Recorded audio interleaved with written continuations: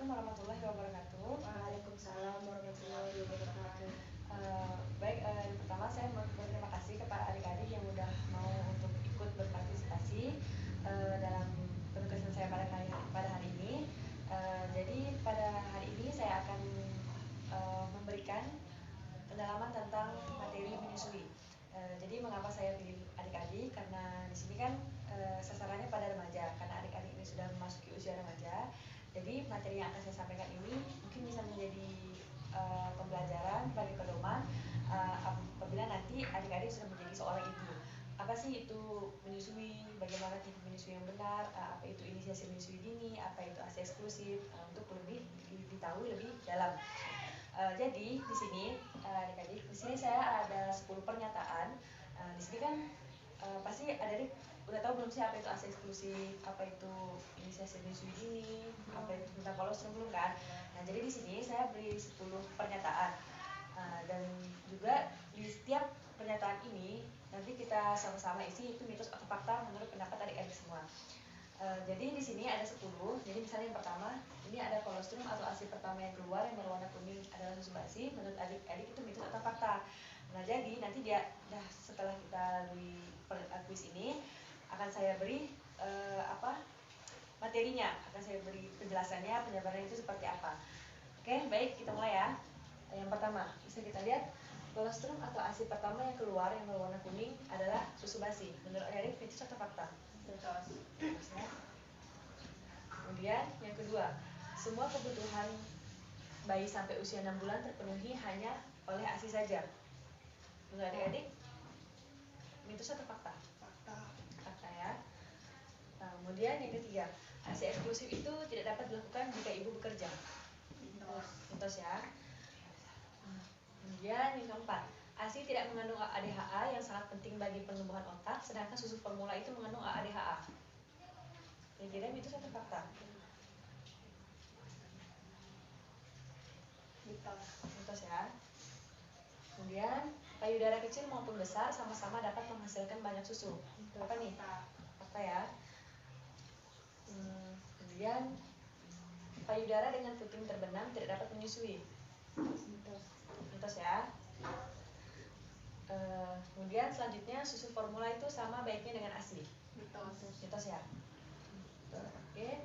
Kedelapan, bayi memiliki nutrisi naluri kuat untuk mencari puting payudara ibunya dalam 1 jam pertama setelah lahir. Fakta ya. Kemudian selanjutnya, setelah melahirkan ibu itu terlalu lelah untuk dapat segera menyusui bayi. Mitos ya. Oke, yang terakhir, jika bayi terus menangis itu artinya ASInya kurang. Apa nih? Fakta ya. Oke. Kalian sudah beri 10 jawaban nih, mitos atau fakta. Jadi ini kan karena kalian kan belum tahu ya jadi apa. Habis ini saya akan menjelaskan satu persatu. Tapi sebelumnya kita refleksi, kita tepuk tangan dulu. Oke. Jadi kuis ini udah selesai untuk mitos dan faktanya. Saya akan menjelaskan nih. Tapi sebelumnya saya mau beri pertanyaan dulu nih. Yang pertama, setelah kuis ini berlangsung, apa nih yang adik-adik rasakan nih saat kuis ini dilaksanakan tadi? Apa nih kira-kira rasanya? Bisa menambah pelajaran lah ya. Yang kedua nih kira-kira nih dari 10 ini nih pertanyaan mana sih yang perlu kalian pikir panjang gitu, apa gitu, ininya apa ya gitu. Kira-kira yang mana nih? AADHA sama ASI eksklusif. Oke. Ya. Sampai usia 6 bulan sama yang AADHA juga. Oke. Kemudian yang terakhir nih, kira-kira nih apa nih pelajaran yang bisa kalian ambil nih dari 10 pernyataan ini? Apa nih kira-kira?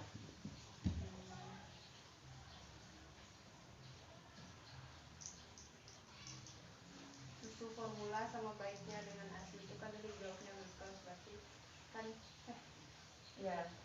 Bisa. Terus jawabnya mitos. Terus sama yang jika bayi terus menangis. Oke, jadi tadi yang mana?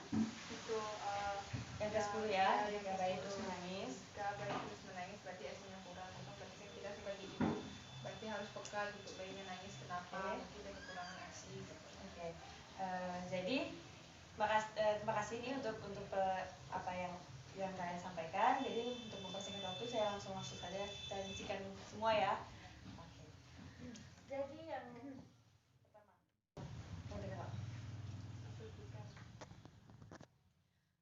Oke, jadi yang pertama saya mau membahas tentang ASI eksklusif. Tadi ada yang nanya kan ya ASI eksklusif apa ya? ASI eksklusif itu perilaku di mana hanya ASI yang dapat diberikan hingga bayi berumur 6 bulan tanpa makanan tambahan. Itu artinya, tadi jawabannya di sini mana tadi itu? Gaya ASI eksklusif tidak dapat bukan?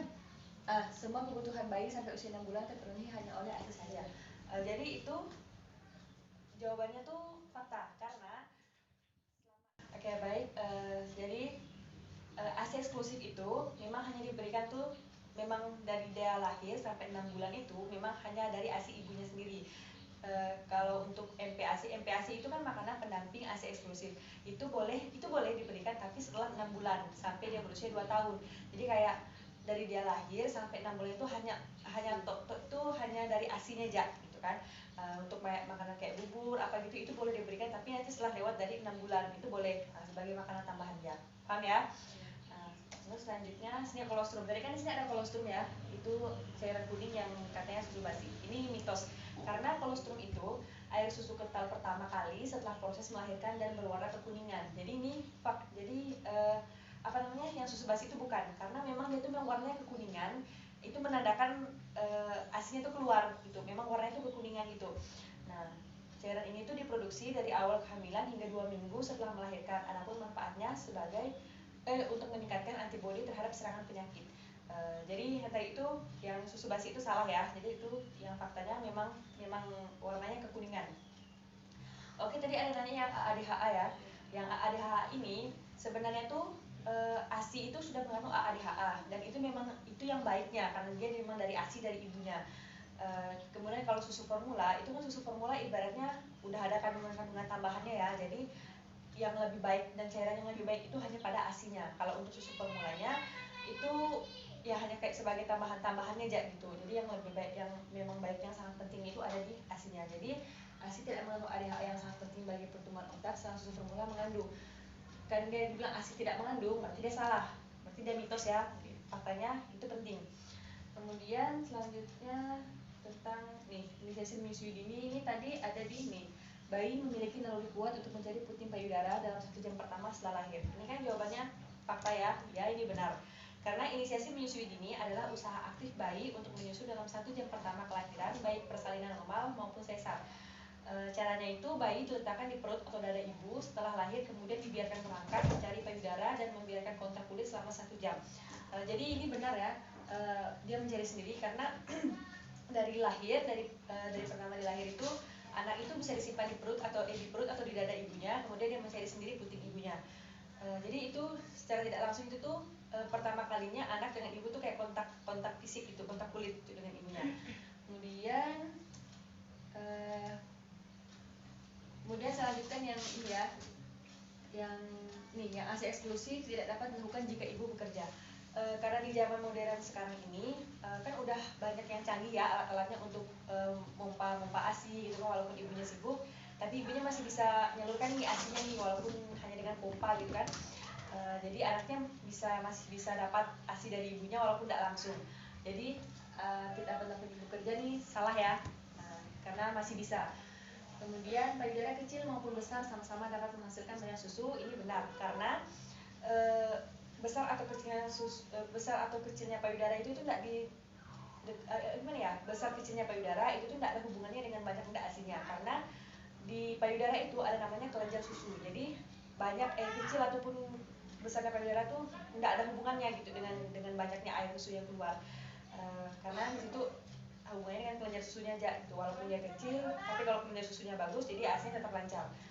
Kemudian di sini payudara dengan puting terbenam tidak dapat menyusui. Di sini bukan tidak bisa menyusui ya, dia masih tetap menyusui walaupun putingnya terbenam gitu, karena anak itu menyusu ke payudara ibunya bukan ke putingnya. Karena kalau ke puting itu bisa lecet gitu. Jadi payudara dengan puting terbenam ini salah ya. Ini berarti salah ya, karena dia masih tetap masih bisa menyusui. Kemudian susu formula baiknya dengan ASI. Ini salah, karena mau digantikan dengan cairan apapun ASI itu tetap sangat penting, yang sangat baik gitu untuk anak. karena tadi balik lagi kan susu formula kan hanya untuk tambahan, karena pasti banyak campurannya kan, yang baik itu tetap ASI. Kemudian bayi memiliki ini udah ya tadi ya. Kemudian setelah melahirkan ibu terlalu lelah untuk dapat segera menyusui bayi. Ini juga salah, karena secara otomatis ya, namanya ibu hamil itu pasti senang dong anaknya lahir kan, pasti senang. Jadi pas sudah melahirkan tuh dengarkan suara anak ya, dengarkan suara tangis anak pasti kayak langsung gantikan semua kesakitan pas saat dia melahirkan. Jadi tuh mau rasa capek pas dia melahirkan tuh pasti tidak ada kalau udah dengar suara anaknya gitu. Jadi di sini nih ibu terlalu lelah ini salah ya, karena pasti dia kayak ngerasa bahagia gitu kan, udah melahirkan anaknya gitu. Jadi tapi balik lagi, kalau misalnya ibunya ada masalah, mungkin kayak ada masalah pada saat persalinannya, mungkin nggak langsung dia langsung bisa menggendong anaknya, karena mungkin ada masalah lainnya, entah masalah di komplikasi dia saat persalinan atau ada masalah gitu. Tapi kalau yang normalnya, yang normal ataupun sisanya, kalau tidak ada kendala, dia pasti tidak lelah, dia pasti kayak langsung pengen ketemu anaknya, pengen langsung nyusui anaknya gitu ya. Ini salah. Kemudian yang terakhir, jika bayi terus menangis berarti ASI-nya kurang. Tadi kan adik kan bilang ya, untuk nanti bisa tahu kalau anak nangis itu mungkin ASI-nya kurang. Perlu saya ingatkan kalau anak menangis itu bukan berarti dia hanya ASI-nya kurang. Dia belum tentu lapar. Entah dia masuk angin, entah dia kayak mungkin buang air. Nah, jadi itu nanti tuh secara otomatis tuh kalau menjadi seorang ibu itu pasti tahu. Kayak otomatis kalau anak ini nangis nih, nangisnya kayak gini, oh anaknya lapar. Anaknya nangis kayak gini berarti anaknya sakit, ada yang sakit gitu. Itu pasti secara otomatis nanti itu melalui ibu sama anak itu pasti bakal berkaitan gitu ya. Jadi di sini berarti ASI-nya kurang, ini salah, karena anak nangis itu belum tentu dia lapar ya. Oke, paham ya? Jadi ada yang apa sudah jelas? Kira penjelasannya udah ya. Jadi yang bisa kita sama-sama simpulkan di sini, bisa bantu saya untuk tadi yang setelah saya jelaskan ya. Jadi kolostrum ini berwarna kuning, ini susu basi, ini mitos atau fakta?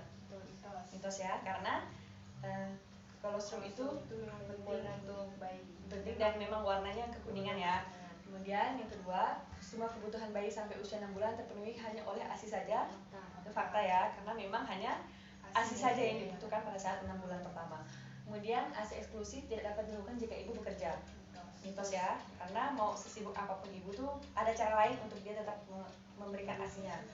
Kemudian yang ADHA, kalau ASI katanya di sini kan ASI tidak penting nih bagi pertumbuhan otak, kalau susu formula penting. Mitos ya, karena mau gimana pun ASI itu memang penting karena mengandung ADHA. Kemudian payudara kecil maupun besar nih sama-sama dapat menghasilkan banyak susu. Fakta ya, karena tidak ditentukan ya, dari besar kecilnya payudara itu tidak ditentukan loh. Kemudian dengan puting terbenam nih tidak dapat menyusui.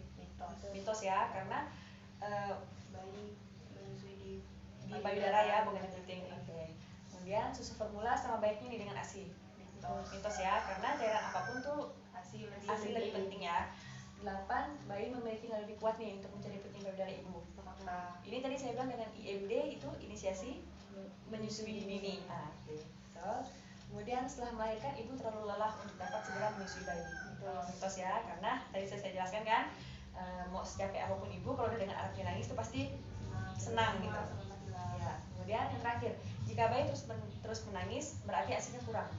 Mitos ya, karena belum tentu dia nangis itu berarti lapar. Mungkin ada apa yang lain gitu kan, mungkin dia sakit atau dia buang air.